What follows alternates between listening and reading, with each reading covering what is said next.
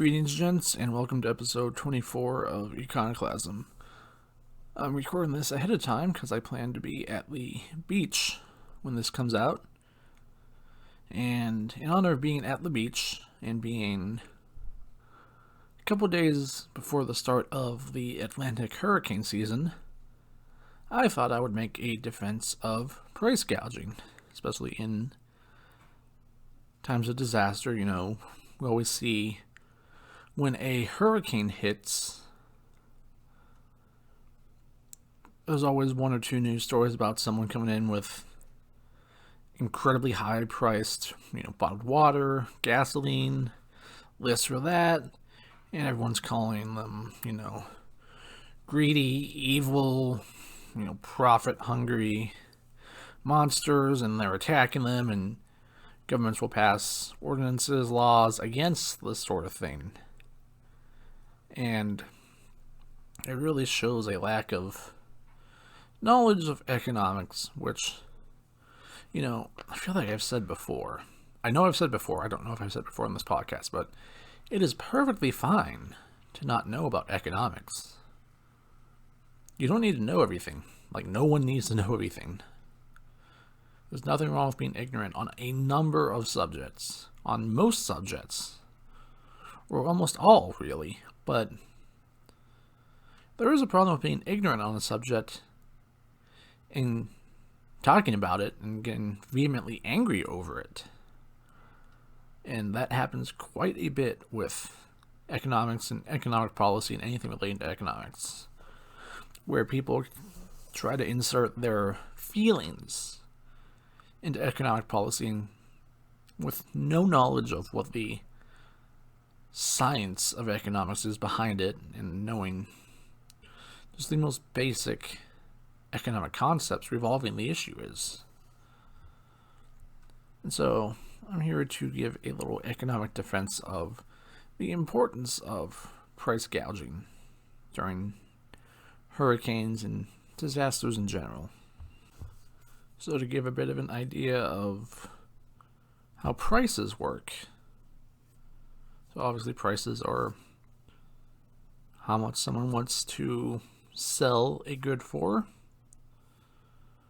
But an important part of prices is that they operate as signals. And they're signals to tell producers or suppliers where they can get a profit.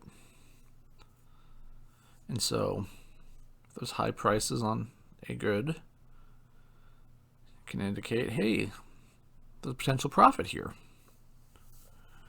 And you can see how prices get to high levels with a basic, supply and demand chart from Economics 101. And it's relevant to hurricanes and disasters in general. If you have high demand and low supply, you're going to get high prices. Now, this isn't some evil operation by greedy people who want to exploit people in need. It's just economic law. If you have a problem with it, you just have a problem with the way the world works. It's like getting angry because you can't fly, because the law of gravity says you can't. It's ridiculous to get angry and upset because high demand and low supply leads to high prices. You're just upset over the basic economic law. What happens if you have high demand and low supply and prices are kept artificially low with a price ceiling by the government? Well, then you have a shortage of goods, where obviously the demand at that price is way higher than the supply of that price. And so people aren't going to be able to get the goods that they desire, and you can't bid up the price if you have a greater need for it, because it is illegal to pay more. A little kind of ridiculous example, but just to illustrate the point. Say for some reason, people want vials of insulin because they find it fun to throw at each other. And, other people want insulin so they can live. And say the government sets a cap on the price of insulin, and the people who get to the producers of insulin, because they want to throw vials of insulin at each other, they buy it up because the price is so low. And so they take their insulin, they go out into a field, and they chuck it at each other. The person who needs insulin to live comes along and, oh, no more insulin. Guess you're dying. Because the government set a price ceiling on it. So the person who wanted the insulin to live can say, oh, well, I need this to live. Let me pay a lot more than these guys who just want to throw it at each other, because it is essential to my life. Where these guys who wanted to throw the vials at each other could be like, oh, well, the price is way too high. Just to have some fun, we'll go find something else to do to entertain ourselves. So if you set a maximum price for a good, it doesn't change the demand. The demand is still going to be high, but you reduce the supply of said good. And so the government has created an artificial shortage, where fewer of the goods are available to people. But if you let prices fluctuate freely, when there's low supply and high demand, which there are during moments of disaster, if you want water or food or fuel in an area that's recently been hit by hurricane, you're going to be low on supply, but a lot of people are going to need those goods. But if you let prices fluctuate, then those goods can go to their highest valued ends, and it signifies to the market that there's a greater need for supply. And this is important because it goes to two things. One, goods go where they are most needed. For example, gas can go to emergency vehicles who may need to rescue people from dangerous situations. Well, gas may need to go to people who desperately need to flee. Or the thing we usually see when it comes to hurricanes is the man sitting there with a pallet of cases of water that he's charging $100 for. And with it being so high, well, gas goes to a family or water rather, goes to a family who really, really needs water. They haven't had clean water in several days. They haven't drank water in several days because they were surrounded by floodwaters, where any water they drank would have been contaminated, obviously. And this is opposed to where the good may be less needed. Say someone's outside of the major devastation zone, and, oh, well, I just want to drive around and look at the devastation because I think it's cool. So I'm going to buy gas to drive around. Well, if gas is $10 a gallon, they might be like, not worth it. I'll stay home. I'll look at it on the news. Or I'll check social media. So that way the gas is available to go to who really needs it. You see this after hurricanes or any disaster again, where there's these massive lines at gas stations because everyone needs gas. If you have these massive lines and someone's like, I don't really need gas right now. If they allow prices to fluctuate, the price can go up. And someone who's just going for not really a major need, they could look at the price that goes up to like $10 a gallon and be like, you know what, not worth it. I'm going to go home. And then people can get gas faster, and the supply of gas is more available for people who really need it. Some people who are willing to pay $10 a gallon because they absolutely need that gas for whatever purpose they have. Or back to the example of, a case of bottled water. If someone's selling it for $100 a case, Someone who just prefers that brand of water might be like, you know what? I don't need my preferred brand of water for $100. I'll go buy a different brand of water somewhere else, further out, for cheaper. It's not important. So that the family who's like, hey, we haven't drank water in 48 hours. Yeah, I'll be fine to pay the $100 because, we need to live. It's important to let the market prices fluctuate so that goods can go to where they're most valued by the consumers. And you can say, oh, well, if prices are so high, people may not be able to afford them. Well, if prices are so high that you are unwilling to pay money to live, that's kind of on you if you value the money more than you value your life. So like, oh, I'll just die. Okay, then you value life less than you value money. It's kind of a you thing, not a consequence of the market or prices. And in regards to, high prices indicating potential profits, well, it's an incentive to suppliers or producers to bring goods to the market to earn that profit.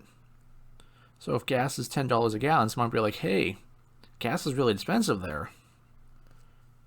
Let's take a tanker of gas, drive it to this area, we'll sell it for $9 a gallon. So people get cheaper gas, and there's more gas available. Or someone's like, hey, cases of water are going for $100 here. I'm in the middle of the country. No one's in desperate need of clean water. And the store has 100 cases of water. And they'll get another 100 tomorrow. So let me buy these, drive them to this affected area. I have to drive 1,000 miles and waste time and take time off work and, buy gas along the way. So I can sell it for, say, $75 a case. I'll undercut the guy who's currently selling it for $100. I make money. People get cheaper water, and people get access to water.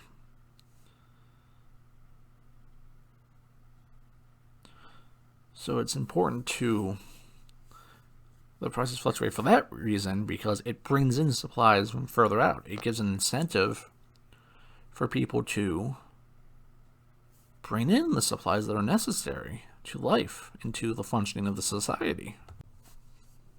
And not only does that drive prices down when you have more supplies, so you can have more competition and people can get bid prices against each other, but you just have more supplies in general.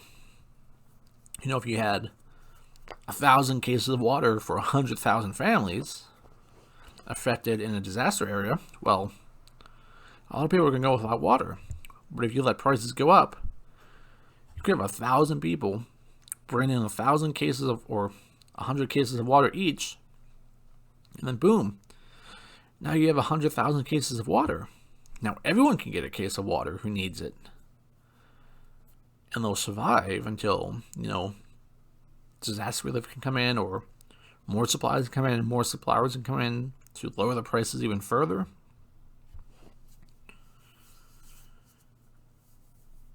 And you've just further improved the situation by allowing, more supplies to come in through incentive to profit and the signal of high prices to bring in supplies so you can be better off. And there's a great example as to the benefit of high prices during troubled times and the problem imposed by price controls. And that's the Siege of Antwerp by the Spanish in the 1580s, I believe, 83 to 84. During, I want to say, the 80 Years' War. Not 100% certain on that, but so Antwerp was obviously sieged by the Spanish. And in a siege, you don't have such easy trade, so you can't get supplies in and out as easily as before. So the people of Antwerp were starving because they had little food due to the siege. And because people desperately needed food, like, hey, we'll pay more for food because we don't want to starve. So the prices for food started going up in Antwerp during the siege. And people outside the city, people further away were like, hey,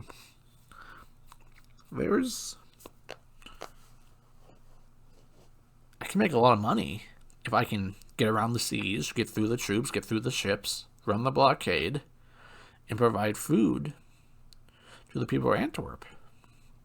So it's worth it to me to take that risk, get in there and sell this food for what these people are willing to pay because they absolutely need it. So smugglers come in, they're bringing the food, they're bringing supplies, and they're making a tremendous amount of money. But the leaders in Antwerp, they look at this and say, hey, this isn't right. People are paying such high prices for food when it's obviously very important to people to eat. This isn't right. So we're going to set price controls. We're going to put a cap on how much you can sell food for. And if you're not selling food for more, you're going to get in trouble. And these smugglers who were running the blockade and sneaking food into the city were like, okay, well, now it's not worth risking capture and potentially death and travel and all that to bring the food into Antwerp, so I'm not coming anymore. And what happened? Well, people stopped bringing the food, and people started to starve, and the city got worse, and people didn't have the means to survive. And so eventually the city was forced to surrender because there's no food in the city anymore, thanks to price controls. Yeah, you can have whatever side you supported in the war in the 1580s, if you actually give a shit about that, but the principle would be the same if you switched the sides. Well, yeah, price controls basically caused the city to have to surrender. Yeah, a hurricane's not a besieging of a city, but the principle's the same. Where price ceilings to combat price gouging actually harmed the people of the city and led to a far worse outcome. And people will respond saying, oh, well, this is greedy, or this is really fucked up that these people are taking advantage of those in tough situation. That they're, taking all this money from people who desperately need these supplies. And it's really evil that they're doing this.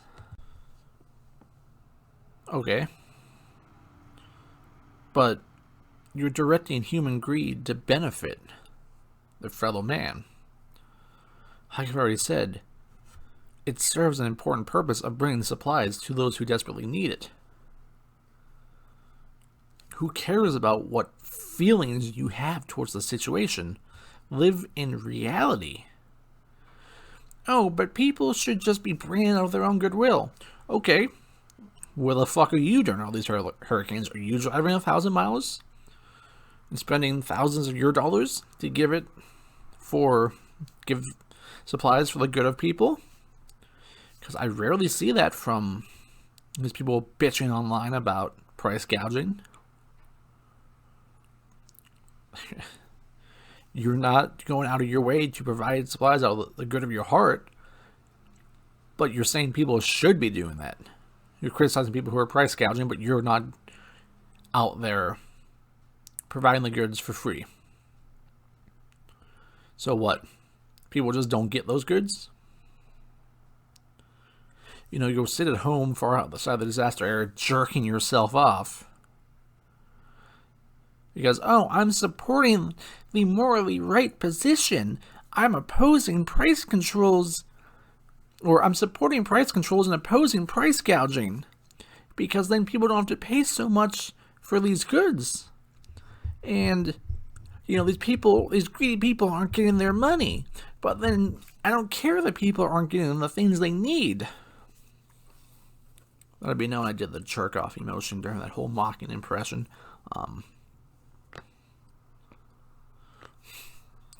But you're just going to sit there and have a morally superior position that leads to worse outcomes for people.